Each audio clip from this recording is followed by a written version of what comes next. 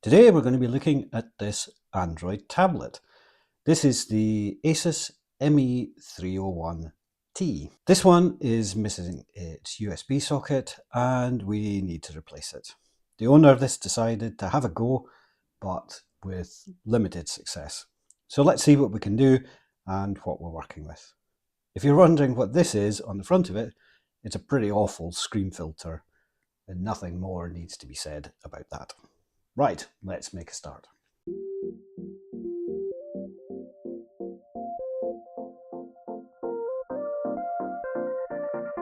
Let's get this under the microscope and let's have a look. Got 3 pads missing.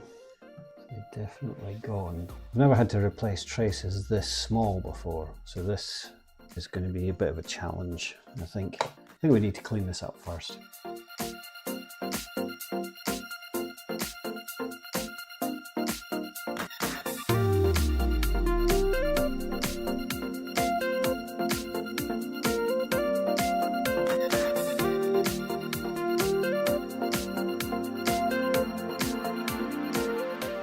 So as you can see, I'm having a lot of problems getting the solder removed from this port. I'll explain why shortly, but no matter what I do, whether it's using leaded solder, using the desolder pump, applying flux, using wick, I just can't seem to get it removed.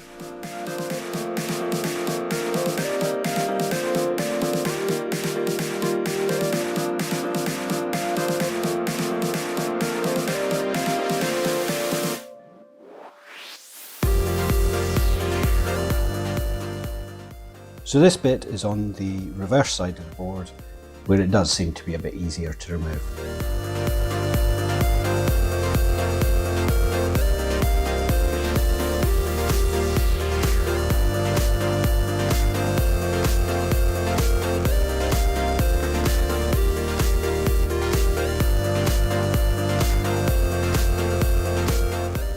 Okay, so we've test fitted it there, and looks all right there.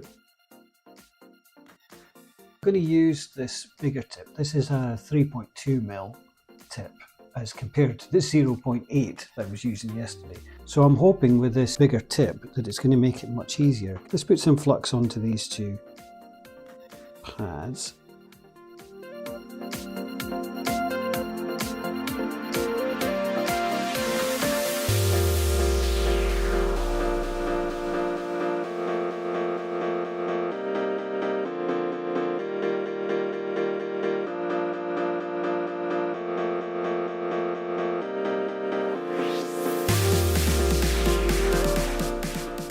Okay, let's do pin 1 and 5 first, which are the ones used for power.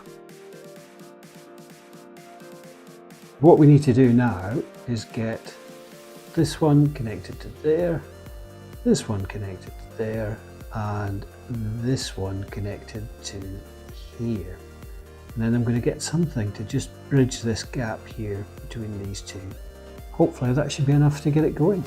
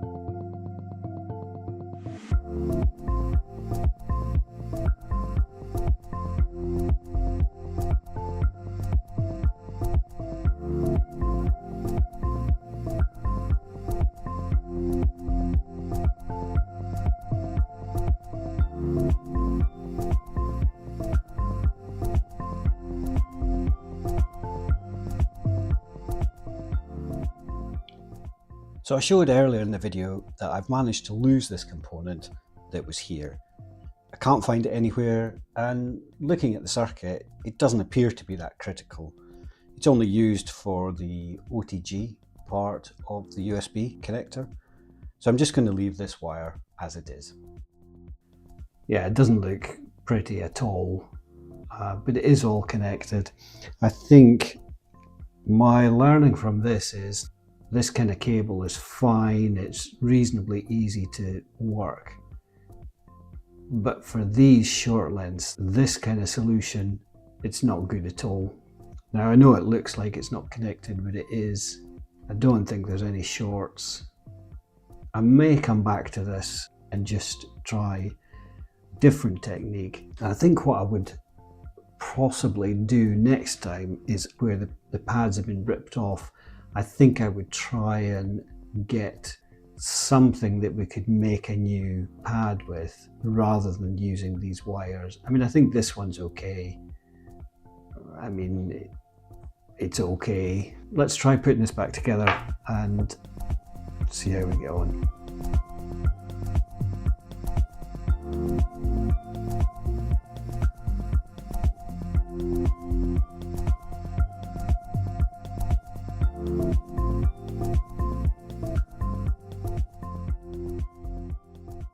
So before I plug this in, if you enjoy these kind of videos, please do give it a like and consider subscribing.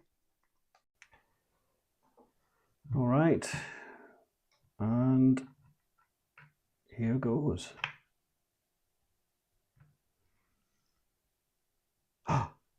Yes!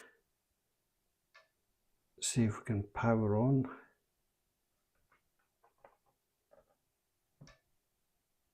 That's a good sign though. We're seeing the battery, we've got something on the screen. So I don't know if it'll boot up or not. I imagine the battery's quite low or completely flat. Okay, I'm going to leave this for about 20 minutes to charge, and then let's come back to it and see how it's doing. It's about 15 minutes. It's still taking about 1.8 amps, so quite a lot. But let's see if it will now power on. I wonder if this is something to do with that cable. We might need to get something just to stick that cable down. Push this down and then hold this button down.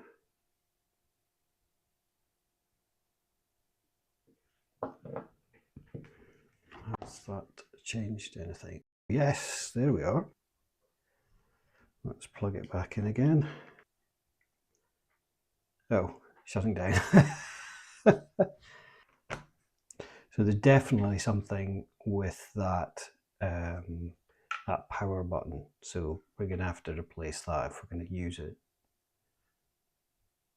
So 0.8, that's more like it. Let's just see what it does. There we go. I don't know if you can do anything here. Well, the touchscreen works.